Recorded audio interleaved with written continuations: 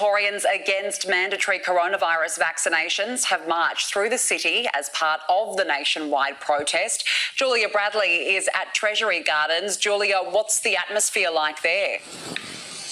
Well, Danica, it's been a very strong atmosphere all day today. The protest here, which is part of the nationwide Millions March protest, it kicked off at midday. It began at Victoria's Parliament House, but things have now moved over to Treasury Gardens. As you can see behind me, still many people here gathering. We believe there are about hundreds of thousands of people in attendance. Really quite a large crowd has turned out today.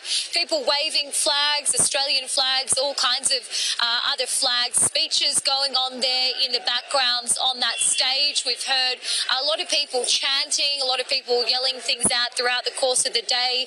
Things like no vaccine mandates, no segregation. That has really been the sentiment of today's protest, that people don't want these COVID vaccines to be mandated, and they also don't want vaccination passports. We've spoken to a number of people, as well as Gab has said as well, that are actually vaccinated but don't believe that it should be a requirement for work. We've spoken to teachers, people from all kinds of different professions. Here's what some of them had to tell us. And why have you turned out today? Basically fighting for the future for my kids, job mandates for experimental vaccines, my body, my choice. To take a stand with all these other beautiful people who feel the same way, and to stand up for our freedoms, our democratic state. Yeah, that's why I'm here. So if we end the mandates, we remove a lot of the fuel that's fueling this discontent. And as you can see, there's a lot of Victorians out here.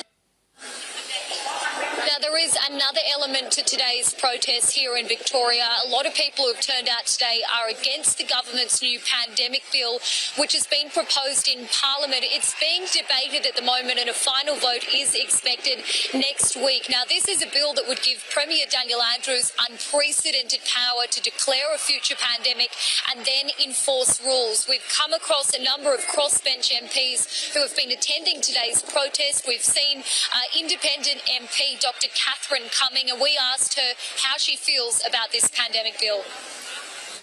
The importance of actual today is so that it's a show of people power and strength.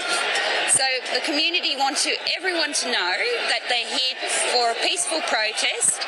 They're actually wanting to stop all the mandates, and everyone here is pro-choice. We've seen another crossbench MP, a Liberal Democrat, David Limbrick, who has told us that he is not going to support that bill regardless of any amendments that might come at a later stage. And this is all ahead of those emergency powers, the ones that are currently in place, expiring on the 15th of December.